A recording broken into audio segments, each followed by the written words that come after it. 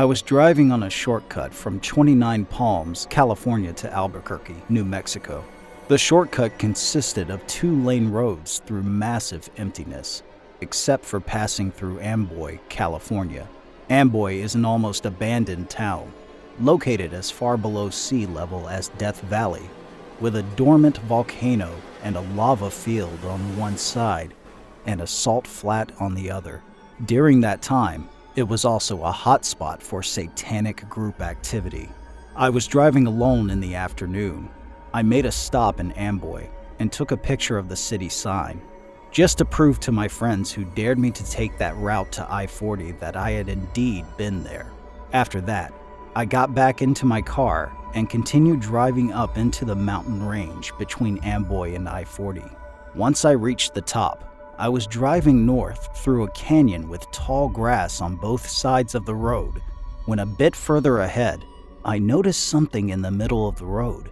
As I got closer, I slowed down and saw a red Pontiac Fiero blocking both lanes, an open suitcase and clothes scattered everywhere. 2 bodies, a man and a woman, were lying face down on the road. I stopped about 100 feet away, and I felt a chill run down my spine. Being a Marine, I reached under the seat and pulled out my 9mm pistol, chambering a round. Something felt incredibly wrong about the situation. It seemed too perfect, almost staged. Could it be an ambush? Was I just being paranoid? But something was definitely off. The thought of getting out of the car was unthinkable, like something a character in a horror movie would do. As I checked the road, I spotted a path I could take. I had the opportunity to pass the man on the road on his left, swerve to the right side of the woman, go behind the Fiero, and end up on the other side. I shifted into first gear, floored the gas pedal, and drove along the planned path. I successfully maneuvered past the back of the Fiero without hitting it or either of the bodies on the road. I continued forward for a couple of 100 feet, and then slowed down to let my racing heart calm down. As I glanced up at the rearview mirror, I saw that the 2 bodies had gotten up onto their knees, and about 20 people emerged from the tall grass on both sides of the road near the car and bodies. In that moment, I sped off with the gas pedal to the floor and didn't let up until I had to slow down for the I-40 East on-ramp. If I had dared to park my car any closer, who knows what horrifying fate would have awaited me.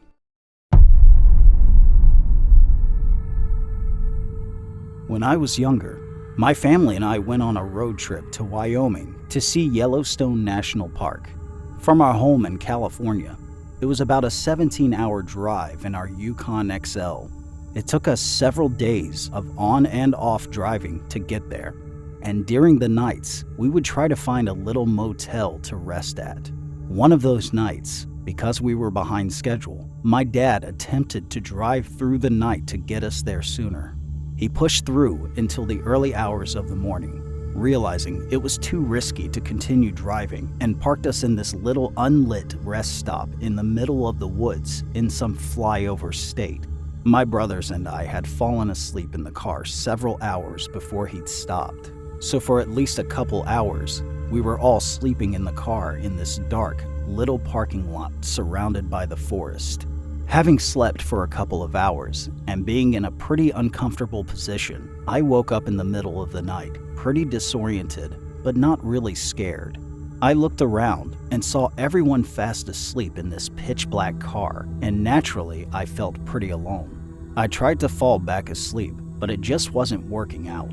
So I just sat there for a while, boredom setting in. Looking out the window to see where we were, it was pitch black, so I couldn't see anything. Luckily, I wasn't the type to pack lightly and had brought a couple of flashlights in my bag. Being careful not to disturb my sleeping family, I reached into the back seat, unzipped my bag, and pulled out a little plastic yellow flashlight. It wasn't the brightest, but it was enough to help me make out the general surroundings. I put it up to the glass, making sure not to make any noise, and pushed the little switch into the on position. I pressed my face against the glass and looked out. At first, it looked like a normal tree line with some bushes and trees, But as I scanned the darkness, looking for animals, buildings, or anything interesting, I noticed this dark shape standing between two trees in the distance. It looked like the shape of a man, but it wasn't moving, just sitting there.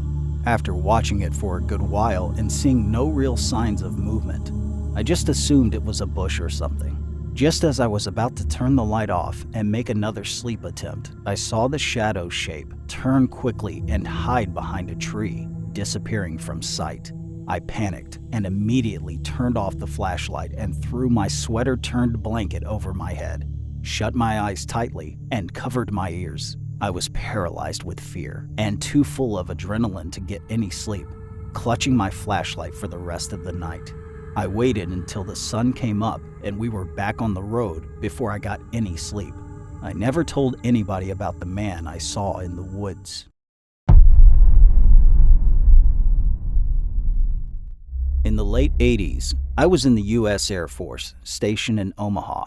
At the time, I hung out with my roommate Tracy and another friend, Stacy. One weekend, we decided to take a road trip to Kansas City, Missouri. We were speeding down the highway, laughing and singing at the top of our lungs. Stacy was driving, and she had a bit of a heavy foot. She must have been going too fast, because before long, a state trooper pulled up behind us and turned on his lights. Stacy immediately pulled over.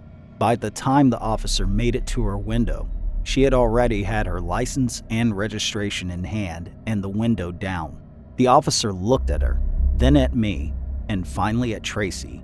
Then he said, "I want you to follow me. Don't try to run off or you will all be going to jail." He then walked away and got back in his car. Needless to say, the three of us were puzzled and talking amongst ourselves, wondering why he just didn't take Stacy's identification and write her a ticket. The officer drove away slowly, and we followed behind him. He drove a few miles, then exited the highway.